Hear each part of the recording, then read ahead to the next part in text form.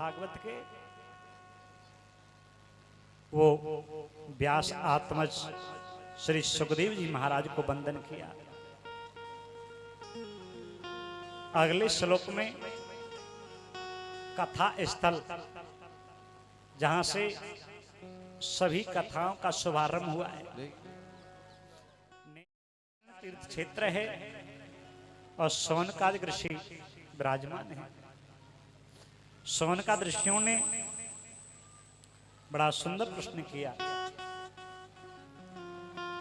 कि महाराज आपको ऐसी कथा सुनाए जिस कथा को सुनकर के हमें अज्ञान दूर हो जाए, भक्ति की प्राप्ति हो जाए, ज्ञान की प्राप्ति हो, विवेक की प्राप्ति हो।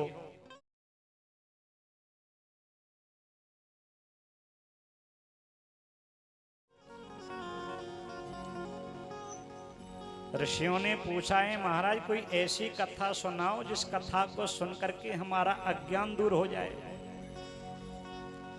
हमें भगवान की भक्ति मिल जाए, भगवान का ज्ञान मिल जाए, बुरे कर्मों से वैराग्य हो जाए और उस कथा को सुनकर के हमारे कानों में ऐसा रस घुल जाए, ऐसा प्रेम उस ईश्वर से हो जाए जिससे हमें उसकी प्राप्ति हो जाए, उस ब्रह्म की प्राप्ति हो जाए। लेकिन हम कथा सुनते हैं मनोरंजन के लिए, हमें ना ज्ञान से कुछ लेना ना भक्ति से कुछ लेना, हमें तो टाइम पास करने के लिए कथा में जाना है, नाच कूद करना है, ठुमके लगाने, हंसना और हंसाना है। लेकिन नहीं प्यारे,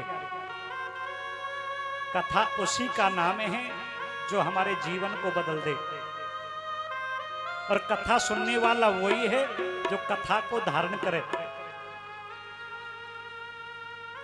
84 लाख योनि में हम करते क्या हैं? नाचते हैं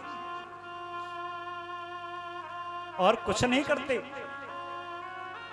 उस 184 के फेरे में नाचते ही तो आए हैं, और अब तक भी नाचते नाचते नहीं थके हो तो दूसरा चक्कर लगाना पड़ेगा।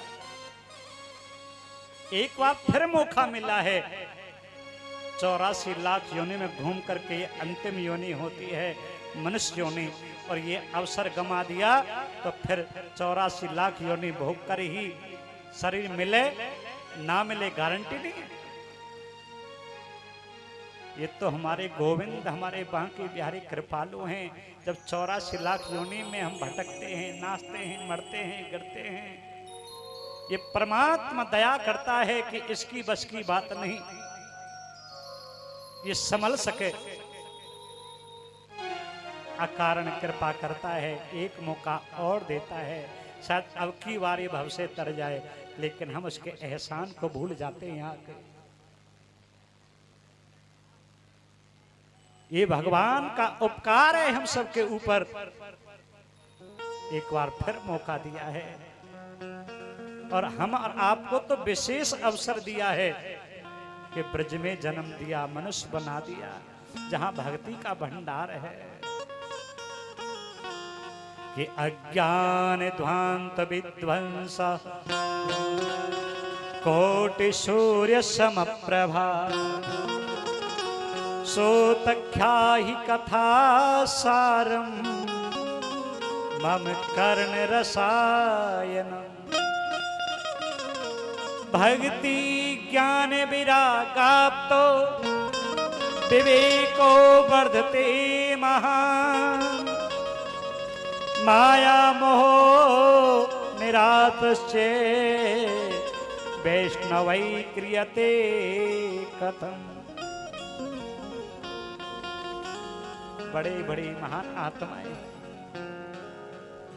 उस परमात्मा की भक्ति का आश्रय लेकर के संसार के सुख साधन विषयों को ठुकरा करके ब्रज में वास करते हैं उस ब्रह्म की प्राप्ति के लिए,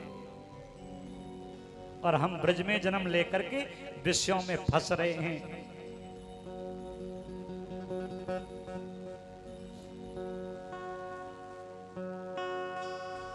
सोन कादर्शी कहते हैं, गुरुदेव उस परमात्मा की प्राप्ति कैसे हो?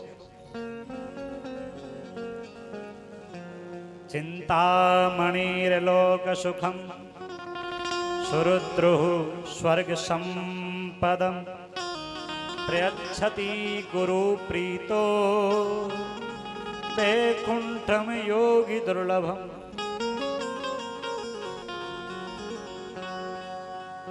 ध्यान देना प्यारे,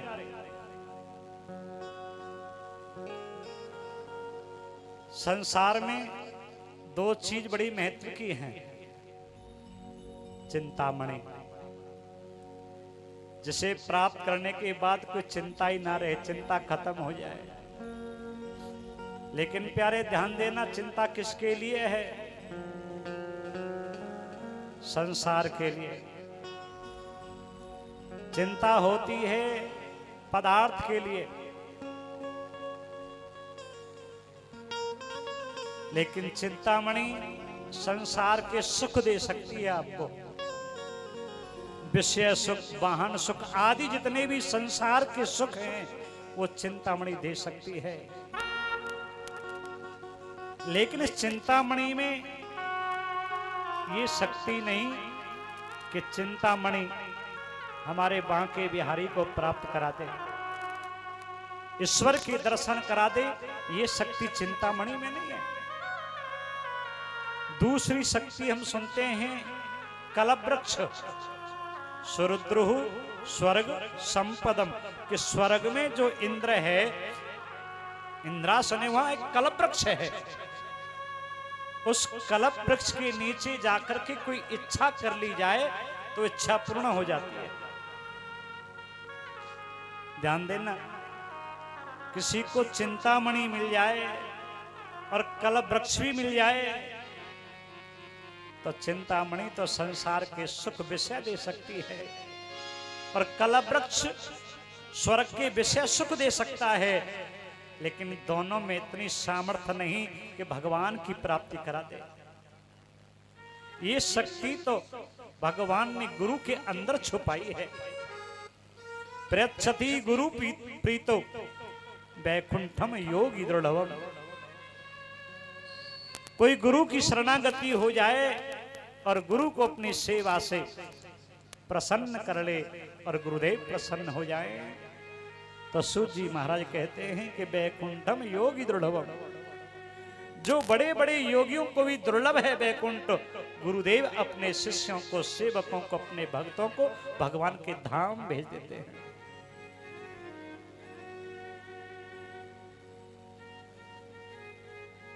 हे ऋषियों, इस संसार में प्रत्येक जीव भयभीत है। कोई और भय हो या ना हो, लेकिन एक भय सबके भीतर बैठा है और वो कौन सा है? मरने का।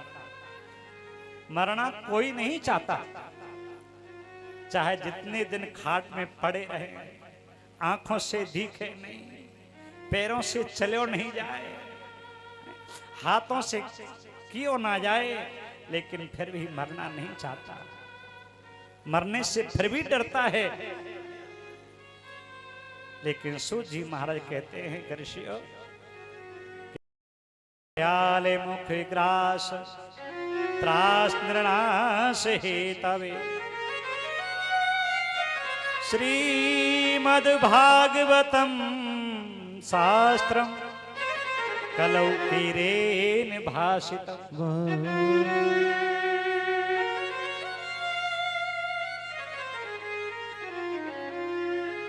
कितना भी भयभीत हो लो प्यारे, जन्म है तो मृत्यु निश्चित है।